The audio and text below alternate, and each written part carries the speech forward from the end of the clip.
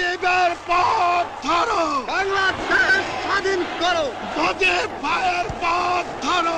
আমার পয়সা দিয়ে অস্ত্র কিনেছি বহিঃশত্রু আক্রমণ থেকে দেশকে রক্ষা করার জন্য। আজ সেই অস্ত্র ব্যবহার হচ্ছে। এবারের সংগ্রাম আমার মুক্তির সংগ্রাম, এবারের সংগ্রাম স্বাধীনতার সংগ্রাম। আজ ঐতিহাসিক ৭ই মার্চ, প্রতিষ্ঠিত সত্যকে অস্বীকার, মিথ্যার নামান্তর। আমি প্রধানমন্ত্রিত্ব চাই না, আমরা দেশের মানুষের অধিকার চাই। আর গণ অভ্যুত্থানের জোয়ারে শেখ হাসিনা দেশ ও দশকে চরম বিশৃঙ্খল অবস্থায় রেখে দেশ ত্যাগ করেছেন। অরাজক অবস্থায় খেসারত দিতে হচ্ছে সমগ্র জাতিকে। শেখ হাসিনার সহযোগীরা হাজার হাজার কোটি টাকা লোপাট ও পাচার করেছেন, এটা প্রমাণিত। মসনদে টিকিয়ে রাখার জন্য অসংখ্য প্রাণ সংহার করেছেন, এ সত্য অনস্বীকার্য। কিন্তু তাতে শেখ হাসিনার পিতা এবং বাংলাদেশের স্বাধীনতার অবিসংবাদিত নেতা বঙ্গবন্ধু শেখ মুজিবুর রহমানের দায় কি? বাঙালির স্বাধিকার ও স্বাধীনতা আন্দোলনে তার অবিস্মরণীয় অবদান তো প্রতিষ্ঠিত সত্য। শেখ হাসিনা পরবর্তী বিশৃঙ্খল পরিস্থিতিতে দেশ পরিচালনার দায়িত্ব পেয়েছেন ডক্টর মোহাম্মদ ইউনূস। তার উপদেষ্টা পরিষদের একজন বলেছেন, বর্তমান সরকার বঙ্গবন্ধু শেখ মুজিবুর রহমানকে জাতির পিতা মনে করে না। তিনি বলেছেন, আমাদের আরো অনেক ফাউন্ডিং ফাদার্স রয়েছে, কিন্তু আর কেউ কি ভাষা আন্দোলন থেকে মুক্তিযুদ্ধ পর্যন্ত বাংলাদেশের স্বাধিকার ও স্বাধীনতা আন্দোলন ধারাবাহিক নেতৃত্ব দিতে পেরেছেন? আমরা জানি ১৯৪৮ সালের ২৩ ফেব্রুয়ারি পাকিস্তানের গণপরিষদে কংগ্রেস সদস্য ধীরেন্দ্রনাথ দত্ত প্রথম বাংলা ভাষাকে পাকিস্তানের অন্যতম রাষ্ট্রভাষা হিসেবে গ্রহণের প্রস্তাব করেন। সেখান থেকে ক্রমেই গড়ে ওঠে যে ভাষা আন্দোলন।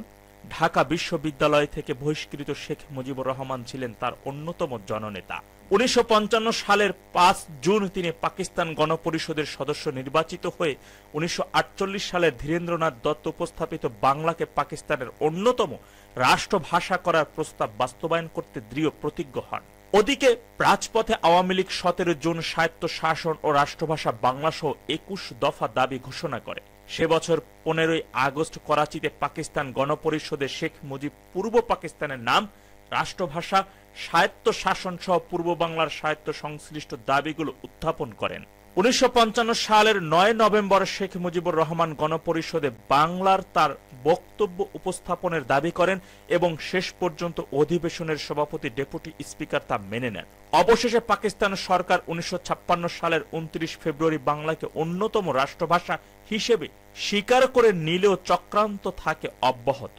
এ থেকে মুক্তির উপায় হিসেবে ১৯৬৬ সালে শেখ মুজিবুর রহমান ৬ দফা দাবি জাতির সামনে পেশ করেন। ফলে তাকে আসামি করে পাকিস্তান সরকার আগরতলা মামলা দায়ের ও কারাবন্দী করে।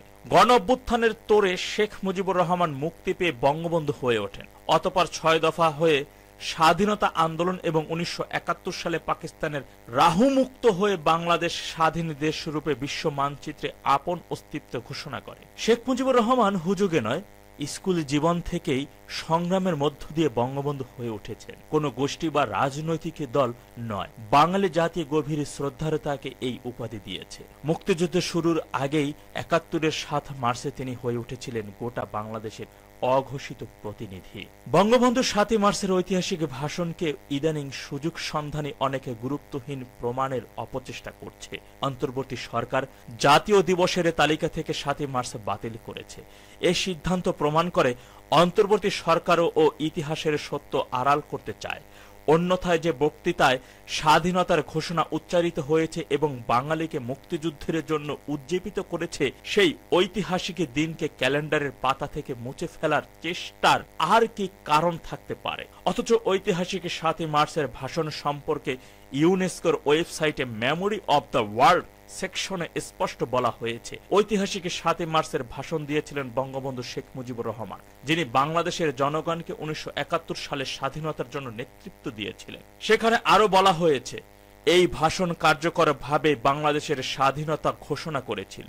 উপনিবেশ পরবর্তী জাতি রাষ্ট্রগুলির অন্তর্ভুক্তিমূলক গণতান্ত্রিক সমাজ গড়ে তুলতে ব্যর্থতা কিভাবে বিভিন্ন জাতিগত, সাংস্কৃতিক, ভাষাগত বা ধর্মীয় গোষ্ঠীর জনসংখ্যাকে বিচ্ছিন্ন করে তোলে, তার একটি বিশ্বস্ত দলিল এই ভাষণ। এক সাগর রক্তের বিনিময়ে বাংলাদেশের স্বাধীনতা অর্জনের অর্ধশত বছর পর শুধু ঐতিহাসিক ৭ই মার্চ নয়, ১৫ আগস্ট জাতীয় শোক দিবস ও বাতিল করা হয়েছে। বস্তুত বঙ্গবন্ধু ৭ই মার্চের ঐতিহাসিক ভাষণে যে স্বাধীনতার ডাক দিয়েছিলেন সেটাও কি তাহলে অস্বীকার করতে চায়? শান্তিতে নোবেলজয়ী ডক্টর মোহাম্মদ ইউনূসের দেশ বিদেশে ইতিবাচক ভাবমূর্তি রয়েছে, কিন্তু বঙ্গবন্ধু শেখ মুজিবুর রহমানের অবদান, ৭ই মার্চের ঐতিহাসিক গুরুত্ব নিয়ে অহেতুক বিতর্ক সৃষ্টি তার উপদেষ্টা পরিষদের অগ্রাধিকার নিয়েই প্রশ্ন তুলছে। অবাধ সুষ্ঠু নির্বাচনের আয়োজন ও প্রয়োজনীয় সংস্কার প্রস্তাবের বদলে ইতিহাসের প্রতিষ্ঠিত সত্য সম্পর্কে বিতর্ক তোলা অপ্রয়োজনীয়। প্রতিষ্ঠিত সত্যকে অস্বীকার